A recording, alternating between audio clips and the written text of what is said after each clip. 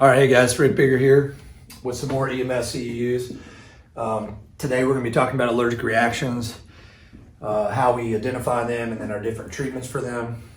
This is a 30-minute class, so make sure that if you have not already, when the class is over, make sure that you get on the ESO on the PM and assign your crew to the class so that you guys get credit for it. So allergic reaction, let's get started on it. I wrote the treatment priorities up here, just like they are straight out of the protocol. And you'll notice that Benadryl is not on here, just something that's unique. And vitals is your first thing. It's probably not what you think about an allergic reaction, because the ones we typically deal with, we're not gonna do the bottom three of these, okay? So mild reactions is what we deal with normally, 90% of the time. We don't do these three, so when you see these priorities, what they want you, the thinking they're trying to get you into is that I use my vital signs to determine, is this a mild, moderate, or severe reaction? And then that gets me on my treatment plan, gets me started. And then I want to always look at epi first, and I want to eliminate the need for it. And then I want to look at their O2 and eliminate the need for it. And then I want to look at bronchospasm and eliminate the need for a breathing treatment. Okay, so as opposed to rushing to get an IV and give somebody Benadryl, thing to remember about Benadryl is that Benadryl doesn't stop anything that's already happened. Okay, so on severe reactions, the real problem that we have is we have a fluid shift due to widespread vasodilation, right? So we need to reverse that. And the way to reverse that is through epi. Okay, epi causes systemic vasoconstriction throughout your body, raises your blood pressure, but more importantly, it stops that fluid shift, which will stop the life-threatening swelling that's going on from the reaction. Benadryl does not do that. Okay, so always want to think about epi and rule it out. Once we've either ruled out epi or given it, we want to look at how bad is the swelling affecting the breathing? Is this do they need oxygen immediately? Do they need to be intubated immediately?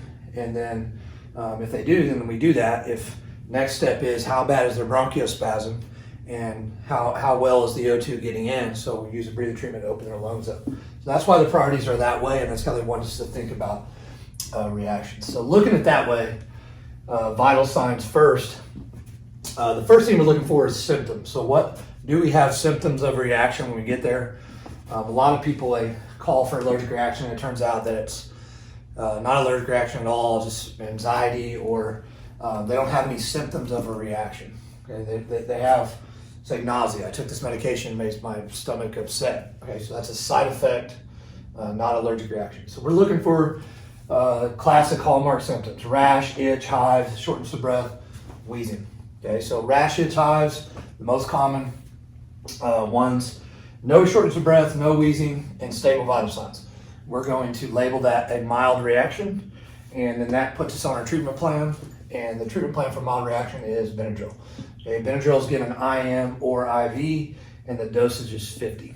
Okay, so unless it's IM or IV, it obviously will work better IV.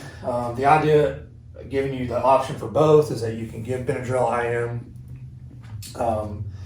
if you can't find an IV site to get an IV started. But remember, there's no life-threatening or there's no life-saving properties to Benadryl. It's not what prevents that fluid shift. It's not what reverses things. It simply reduces symptoms. So there shouldn't really be a time where we're giving an IM and then getting an IV later. We have time to give Benadryl, and we should be able to find an IV. Now, if you can't find an IV, obviously give it IM. Stepping up to moderate. So the next two symptoms we're looking for, shortness of breath and wheezing. So I can have these too. I can have all five, but if the patient says they have shortness of breath or they have any wheezing going on, it's automatically labeled as a moderate reaction. All right, so a moderate reaction leads to more treatment. Okay, so we still give Benadryl. The dose is still 50, still IM IV. The thing here is that if they have shortness of breath or wheezing, I'm going to give them a breathing treatment, and I'm going to give them Salbutamol. Okay. Now, remember too, wheezing could be found in my end tidal. I may not hear the wheezing, but I could see bronchospasm on my end tidal, and I could choose to use my CAPNO waveform to identify bronchospasm, or I can use my stethoscope to identify wheezing, or the patient simply tells me I'm having a hard time breathing. Okay, so the dosage for our breathing treatment, obviously it's given a nebulizer, and it is 5 and 0.5. So buterol is 5, which is 2 of the pouches or vials, and then Atrovent is 0.5, which is one of its vials. And next is Medrol.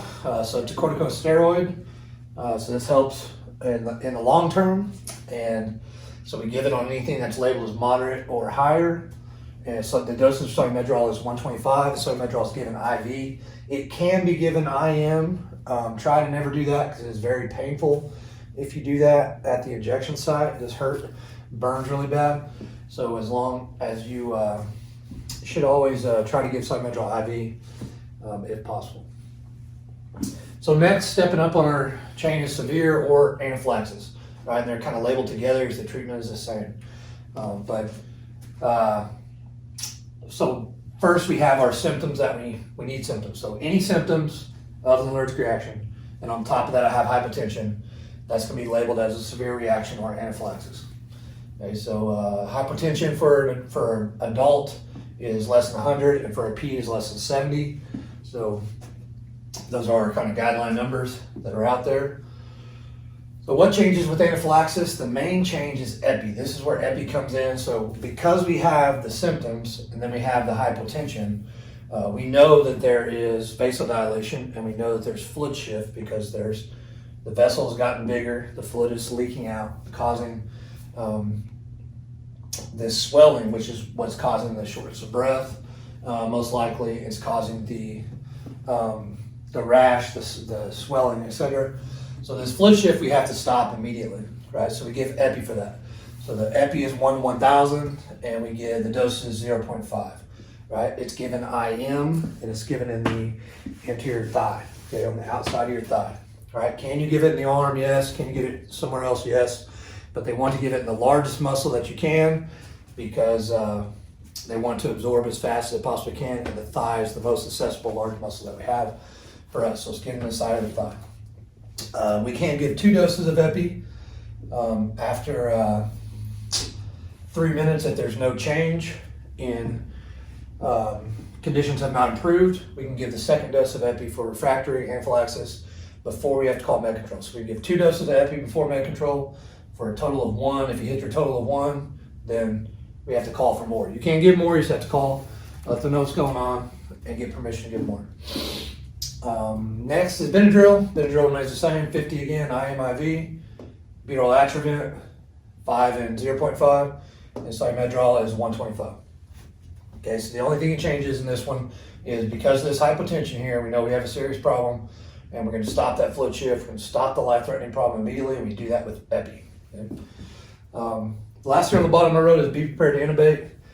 Something that we can get, you can definitely get caught behind the power curve on this very quickly. In this section, if a patient has swelling of their lips, tongue, inside of their mouth, whatever, anything on their face, around their mouth, they're complaining of shortness of breath, be aware that patient may need to be intubated very quickly.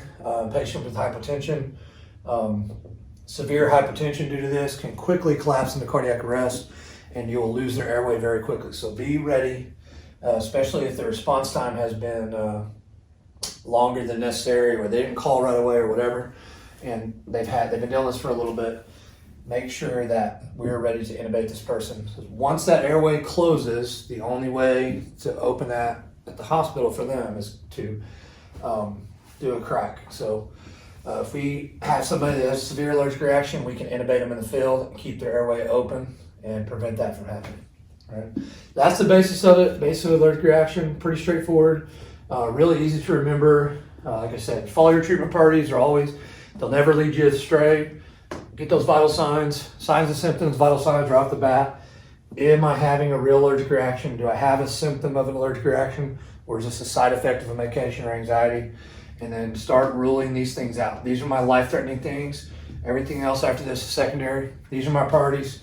Try to find my life-threatening things and that I need right away, and be able to intervene. Right? That's allergic reaction, real quick, down and dirty. Thanks for watching, guys. I appreciate you. I'll see you guys again very soon.